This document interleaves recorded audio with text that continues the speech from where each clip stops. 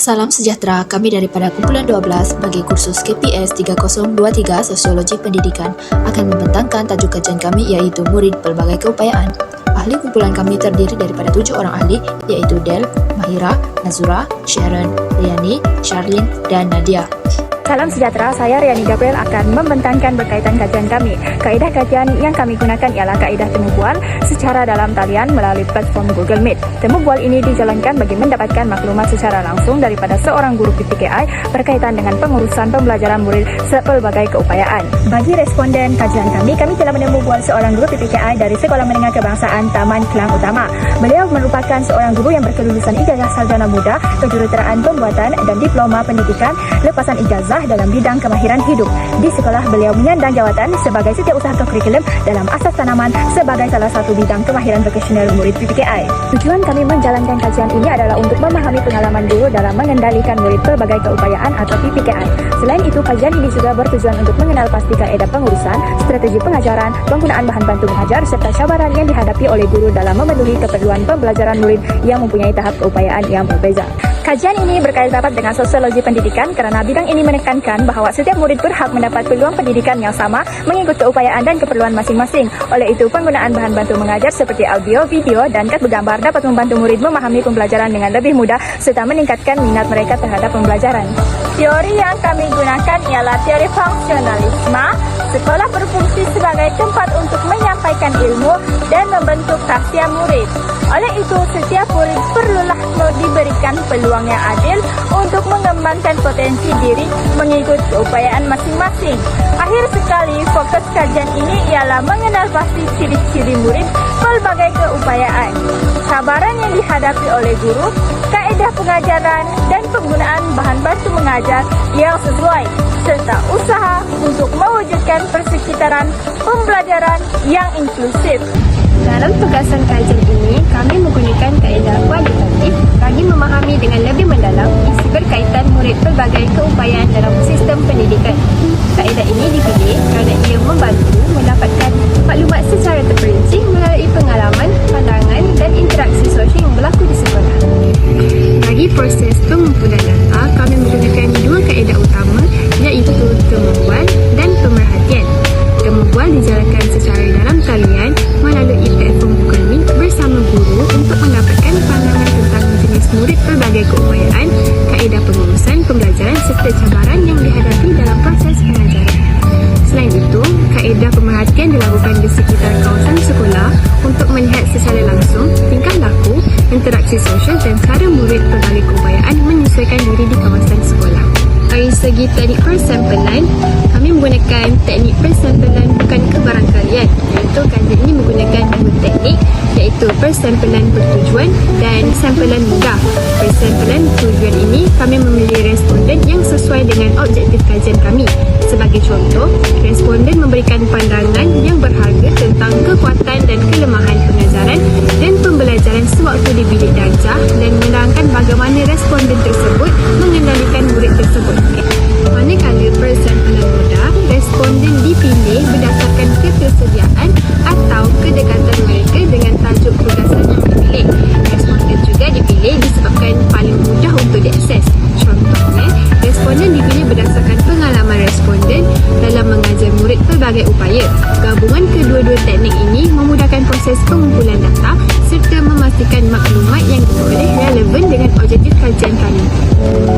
Cabaran metodologi yang dihadapi sepanjang tugasan kajian ini dijalankan, terdapat beberapa cabaran yang kami hadapi. Antaranya, berlaku kekangan masa kerana responden sukar untuk mencari masa yang sesuai untuk ditemu bual atau disebabkan komitmen mengajar serta tanggungjawab peribadi di rumah. Kajian ini juga mempunyai keterbatasan dalam membuat pemerhatian kerana kami hanya dapat melihat tingkah laku murid pelbagai keupayaan ketika mereka menjalankan aktiviti di sekitar kawasan sekolah sahaja. Walau bagaimanapun, kami telah mencari cara yang sesuai untuk mengatur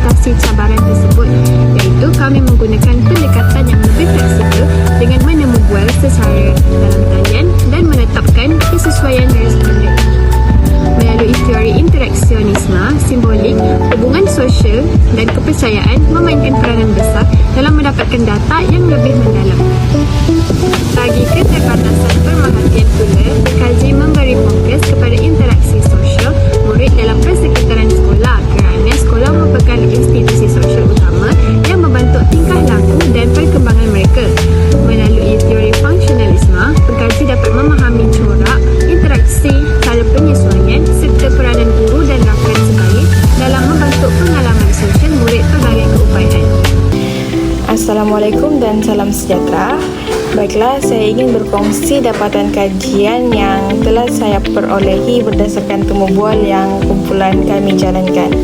Antara dapatan kajian yang kami perolehi ialah kami dapat mengetahui jenis-jenis murid PPKI yang terdapat dalam sekolah. Seterusnya ialah bagaimana pihak sekolah memastikan murid tersebut memerlukan pendidikan khas. Selanjutnya ialah kami dapat mengetahui juga bagaimana guru mengurus tingkah laku murid untuk kekal fokus dalam pembelajaran.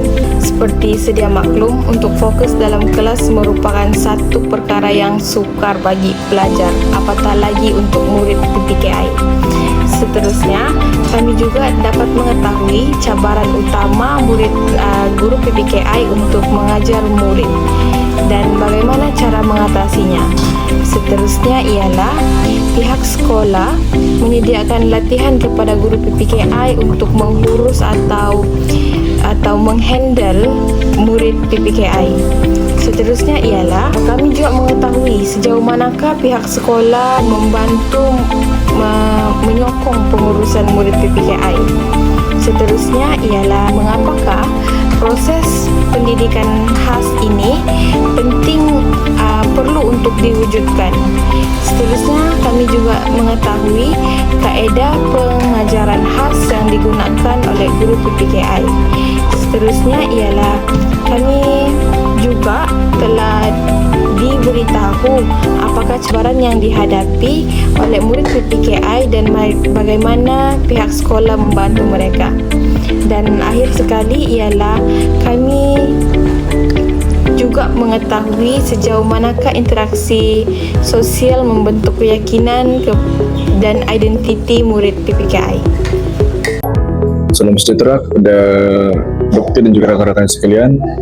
Hari ini saya akan membentangkan analisis sosiologi bagi topik 1 kelas 1000 keupayaan. Tajuk ini membawa maksud bahawa setiap murid mempunyai kebolehan latar belakang, minat, dan keperluan yang berbeza.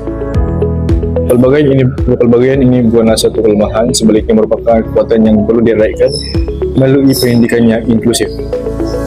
Dari perspektif teori fungsionalisme, sekolah ialah institusi sosial yang berperanan menyatukan masyarakat serta memastikan setiap individu memperoleh peluang untuk berkembang mengikut potensi masing-masing. Oleh itu, pelaksanaan pendidikan inklusif dan program pendidikan khas integriti PPKI menunjukkan bahawa setiap murid berhak menerima pendidikan yang berkualitas tanpa mengira keupayaan mereka. Infografik ini menunjukkan bahawa murid PPKI terdiri daripada berbagai kategori keperluan khas. Justru itu, guru menyediakan rancangan pendidikan individu RPI mengikut tahap kebolehan setiap murid. Pendekatan ini selaras dengan konsep kesaksamaan pendidikan, yaitu memberikan sokongan berdasarkan keperluan murid supaya setiap orang mempunyai peluang yang sama untuk mencapai kejayaan, walaupun cara pembelajarannya sedikit berbeza.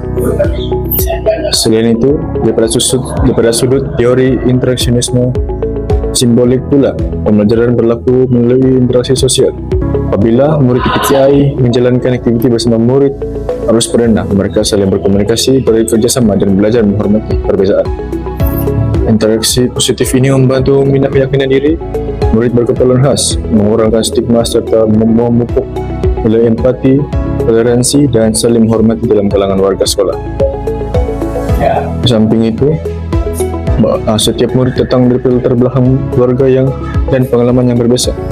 Perbezaan ini boleh membawa dan mempengaruhi pencapaian mereka di sekolah. Oleh itu, guru perlu menggunakan pelbagai strategi pengajaran serta memberikan sokongan yang bersesuaian agar jurang pendidikan dapat dikurangkan dan setiap murid berpeluang mencapai potensi mereka. Kesimpulannya, satu kelas 1000 keupayaan menunjukkan bahawa setiap murid adalah unik dan mempunyai potensi tersendiri. Berdasarkan teori fungsionalisme, sekolah berperanan mewujudkan masyarakat yang harmoni. Teori interaksionisme simbolik menekankan kepentingan interaksi sosial dalam membentuk penerimaan, manakala menjelaskan keperluan memberi sokongan mengikut latar belakang murid. Oleh itu, pendidikan yang inklusif mampu melahirkan masyarakat yang lebih adil, menghargai kepelbagaian dan memastikan tiada murid yang tercecer. Itu saja daripada saya. Sekian dan terima kasih. Saya, Siti Nadia binti Muhammad Hassan, dan seterusnya saya akan membentangkan tentang refleksi berkaitan kajian yang kami jalankan, iaitu satu murid seribu kepayaan.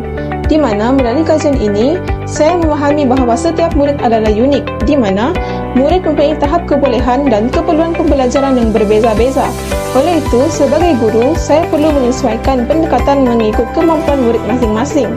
Yang kedua, kesabaran merupakan kunci sebagai seorang guru, di mana guru perlu sabar, ikhlas dan mengawal emosi kerana setiap murid memerlukan pendekatan pembelajaran yang berbeza. Dan yang ketiga, guru juga berperanan untuk membimbing potensi murid, di mana guru bukan sekadar perlu menyampaikan ilmu, tetapi guru juga perlu membantu murid untuk membina keyakinan diri, kemahiran sosial dan kemahiran kehidupan murid supaya mereka mampu berdikari pada masa akan datang. Dan yang terakhir adalah pendidikan inklusif akan dapat membuka peluang kepada semua murid, di mana sokongan pihak sekolah dapat meningkatkan perkembangan khususnya murid PPKI, iaitu dengan menjalankan interaksi dengan murid arus perdana akan membina keyakinan diri dan kemahiran sosial mereka. Oleh itu, intipati refleksi saya, temu bual ini telah membuka mata saya bahawa setiap murid mempunyai potensi yang tersendiri. Sebagai bakal guru, saya perlu menghargai kepelbagaian murid dan membantu murid berkembang mengikut kemampuan mereka masing-masing.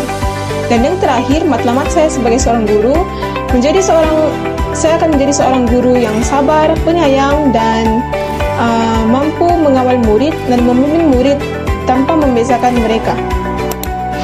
Assalamualaikum dan salam sejahtera. Hari ini saya ingin berkongsi refleksi pribadi saya sebagai bakal pendidik berdasarkan tajuk Murid Pelbagai Keupayaan atau Murid PPKI.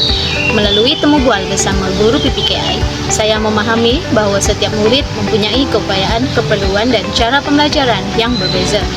Oleh itu, guru perlu menggunakan pendekatan yang sesuai seperti pengajaran mengikut tahap kebolehan, bimbingan secara individu atau one-to-one, serta penggunaan rancangan pendidikan individu atau RPI bagi memastikan setiap murid dapat belajar mengikut potensi mereka.